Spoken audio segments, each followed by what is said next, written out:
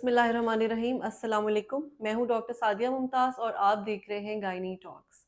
आज का मेरा टॉपिक फिर एक रिक्वेस्ट पे है कि आजकल जैसे कि सर्दियों का मौसम है, तो बहुत सारी ख़वातीन जिनके सी सेक्शंस होते हैं तो वो मुझसे पूछती हैं कि स्पेशली सर्दियों के मौसम में अपने ज़ख़म का और अपनी बॉडी का ख़्याल कैसे रखा जाए।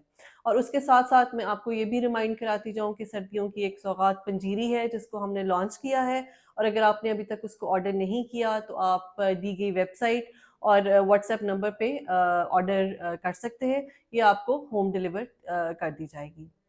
आते हैं अपने टॉपिक की तरफ कि ऑपरेशन चाहे सर्दियों में हो या गर्मियों में हो, इसकी जो केयर है वो आपने हर तरह से सिमिलरली करनी है।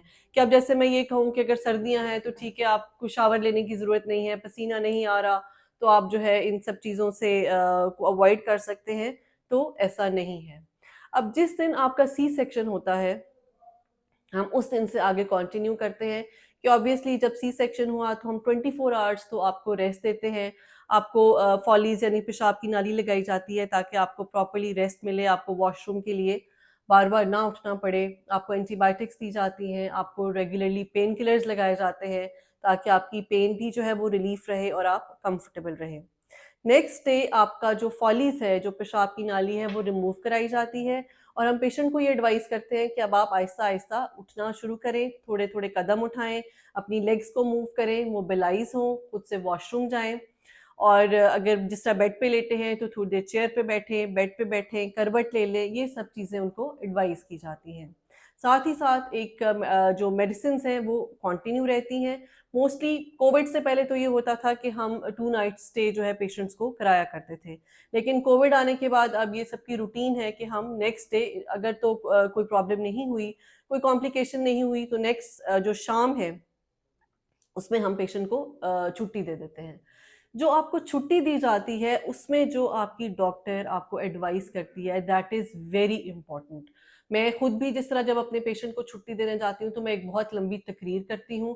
तो डेफ़िनिटली आपकी भी जो डॉक्टर्स होंगी वो जब आपको छुट्टी देती होंगी तो वो बहुत डिटेल से आपको बताती होंगी कि किस तरह से आपने अपनी मेडिकेशन लेनी है, किस तरह से आप अपनी डाइट का ख़्याल रखना है और किस तरह से आपने अपनी मोबिलिटी का ख़्याल रखना है। सबसे पहले तो ये है कि जो आपको 7 डेज़ की एंटीबायोटिक दी जाती है, प्लीज़ आपने उसको स्टॉप नहीं करना। वो आपकी इन्फेक्शन से प्रिवेंशन होती है, वो आपने हर सूरत लेनी है।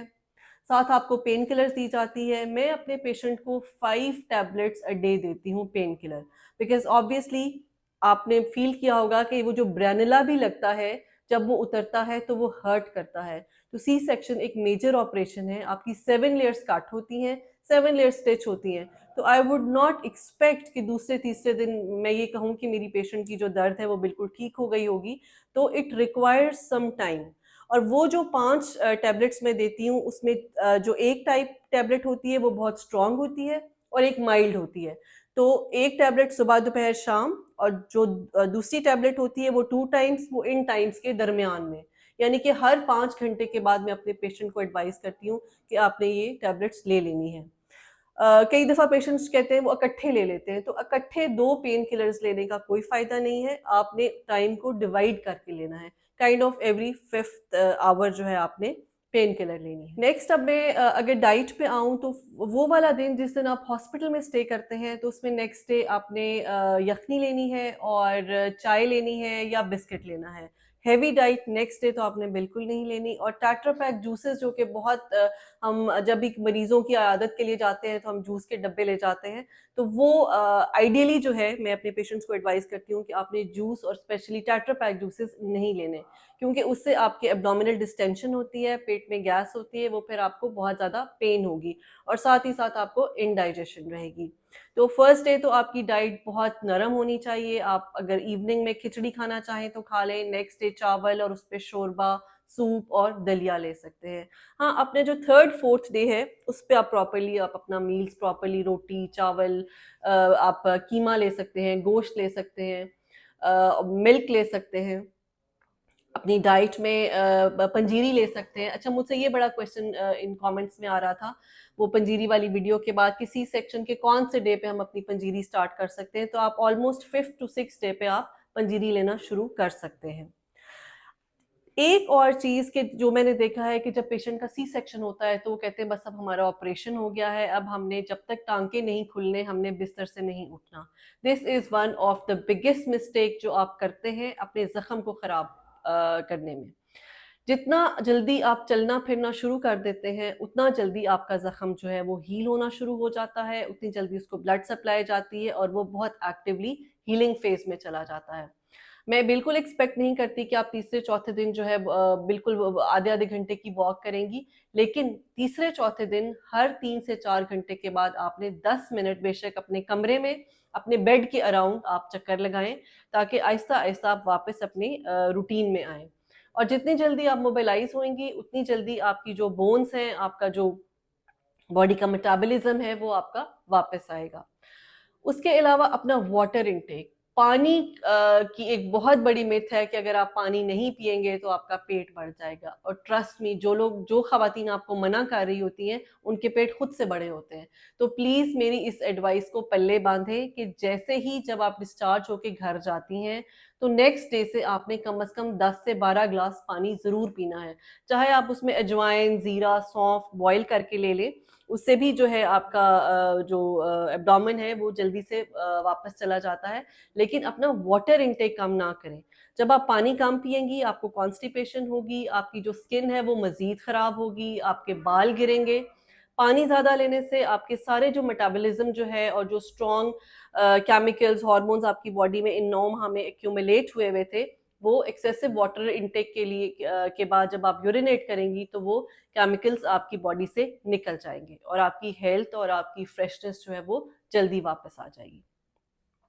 उसके अलावा डाइट के लिए मैं पहले ही बता चुकी हूँ कि डाइट जो है वो आपके बहुत इम्पोर्टेंट है आपके को की हीलिंग में, आपकी हेल्थ में। इस डाइट में कोशिश करें कि जो सिंपल शुगर डाइट्स हैं जिसमें आपके बेकरी आइटम्स आते हैं या जूसेस जैसे कि मैंने बताया cakes, pizzas, burger, fries, please इन चीज़ों को अवॉइड कीजिए। आप प्रॉपर्ली कॉम्प्लेक्स्ड अपनी जो कार्बोहाइड्रेट्स हैं वो लें, जिसमें आपकी वेजिटेबल्स आती हैं, फ्रूट्स आते हैं, आपका मीट आता है, एग्स आते हैं। अपनी प्रोटीन डाइट जो है उसको आप प्रोटीन एनर्जी के लिए आपने प्रोटीन्स यूज़ करने हैं। तो सारा वो जंक फूड जो कि आप जानते हैं कि आपकी हेल्थ के लिए अच्छा नहीं है, कोशिश करें उसको अवॉइड करें। 7th डे हम आपको स्टिचेज़ ओपन करने के लिए बुलाते हैं, 7th डे आपके स्टिच ओपन होते हैं। उसके बाद थोड़ा-सा पेशेंट को एक ये रिलैक्स्ड सी फीलिंग आती है कि अच्छा मेरे स्टिचेज़ खुल गए हैं। लेकिन लेट मी टेल यू 7वें दिन के स्टिचेज़ खुलने का मतलब ये नहीं है कि आपके अंदर की सारी हीलिंग हो चुकी है। इट टेक्स अबाउट 90 डेज़ कि आपकी इंटरनल हीलिंग जो है वो कंप्लीट होती है। सो आपने अपनी बॉडी को कुछ एक्स्ट्रा स्ट्रेस नहीं देना, बहुत ज़्यादा आपने जैसे 7वें 8वें दिन से कुछ तो लोग बिल्कुल ही ऑपोज़िट होते हैं, वो 7वें 8वें दिन ही बहुत ज़्यादा लॉन्ग स्टैंडिंग शुरू कर देते हैं, घर के काम-काज शुरू कर देते हैं, तो मैं उसको भी एडवाइस नहीं करूँगी। हर काम को करने का आहिस्ता-आहिस्ता आप अपनी बॉडी को वापस लेकर आएँ, ताकि उस टाइम के साथ और आपकी बॉडी उस वर्कलोड के साथ दोबारा से एक्लिमेटाइज़ हो सके। और शावर, सर्दियों में स्पेसिफिकली शावर आपने अगर आप डेली नहीं ले रही, तो प्लीज़ अल्टरनेट डेज़ पे आपने वार्म वाटर शावर ज़रूर लेना है। Thank you so much.